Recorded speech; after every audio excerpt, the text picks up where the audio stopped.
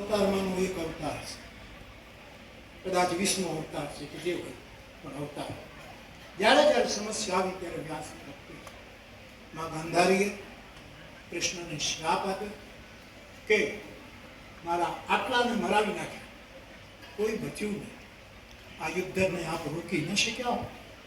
ભગવાન જવાબ આપતા બહુ બોલ્યા છે, અમારી ઉપસ્થિતિમાં અમારા આટલા મર્યા, માધવ તમારી ઉપસ્થિતિમાં આખા કુળમાં કોઈ બચશે નહીં, આનો શ્રાપ આપ્યો આપ સૌ જાણો છો. બહુ બોલ્યા છે, પણ બધું બોલી લીધા પછી વ્યાસજી કહે છે માતોશ્રી આપ બોલી લીધા હોય તો બોલો કે ક્યારના બોલો છો કે આટલું લોહી રેડાયું, આટલા મરી ગયા. આપણે મર્યા એ કોઈ મૃત્યુ ન કહેવાય, આપણે કીડા મકોડા જેવા છીએ.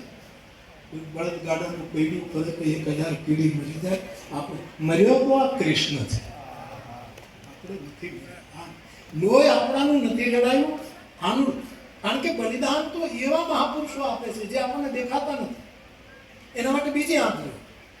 હું ચિત્રકૂટના પેલા બેઠો, મને કોઈ ચોપડી આપે તો મારે વાંચવા માટે ચશ્મા કાઢી નાખો, નંબર લીધું તો કાઢી નાખો પછી જ વંચે. પછી ઘણી વખત શું થાય કે ભૂલી જાઉં ચશ્મા પહેરવા, ભૂલાય છે સ્વાભાવિક. આમ ઘણી બધું.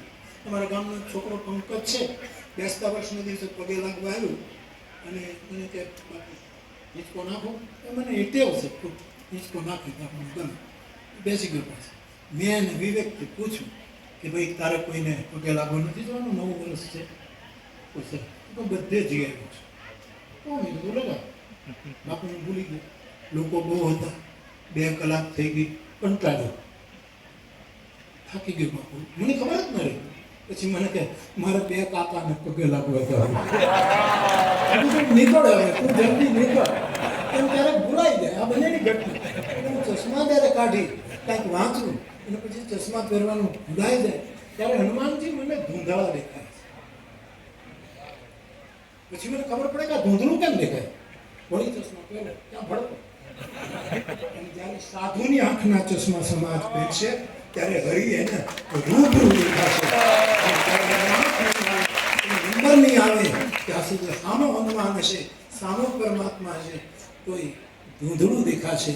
તો સાધુની આંખથી આપણે જોતા. એટલે તો લક્ષ્મણજી વિશ્વામિત્રજી કહ્યું નગર દર્શન કરવું હોય તો લક્ષ્મણ